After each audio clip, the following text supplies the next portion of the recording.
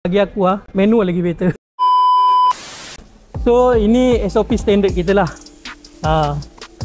Bila makna kata kereta yang masuk workshop, memang kita akan pasangkan seat cover. Sebab kita tak nak lah seat dia kotor macam ni kan. Kau tengok colour merah.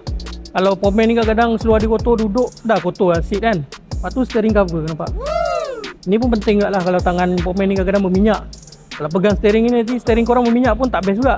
Bukan itu yang aku nak cerita ini. Dalam video yang lepas aku ada cerita pasal gearbox auto dengan manual kan. Itu juga yang komen yang tanya, gearbox auto dengan manual mana lagi better? Mana lagi patut boleh pakai? Macam aku duduk sekarang ni, kita Honda ni kan, pakai gearbox auto lah, CVT. Mana lagi better tu sebenarnya personally lah bagi aku manual lagi better. Kalau korang tak nak pening kepala, tak nak rosak, manual lah, pakai gearbox manual lah. Tapi kalau orang ada duit dan juga nak keselesaan, nak sakit kaki time jam, bolehlah pilih gearbox auto. Untuk macam CVT ni, tu dia jimat gila minyak. Kalau di CVT ni memang dicipta untuk jimat minyak dan juga panduan yang selesa, okey. Dan satu lagi, kalau kata korang pakai model Honda CVT, CJM6 ataupun CVFC 1.8, HRV, BRV, kalau kata korang problem dekat steel belt korang putus lah, senang cerita. Terus berderai ataupun putus sikit, kita ada sediakan steel belt upgrade juga untuk model-model ni. So dia lebih tahan daripada steel belt yang standard lah. Okey, itu kelebihan kalau pakai gearbox auto. Kalau gearbox manual ni jarang-jarang dia nak rosak lah, aku boleh cakap. Lalu pun kalau masuk workshop kita, tukar dia punya kelas lah. Ada kadang-kadang ada yang sempat rosak lagi dia punya kelas, tapi dia nak upgrade. Dan kalau kata kereta manual ni pula, selalunya kalau masuk bengkel pun dia jarang-jarang nak rosak. Ni paling pun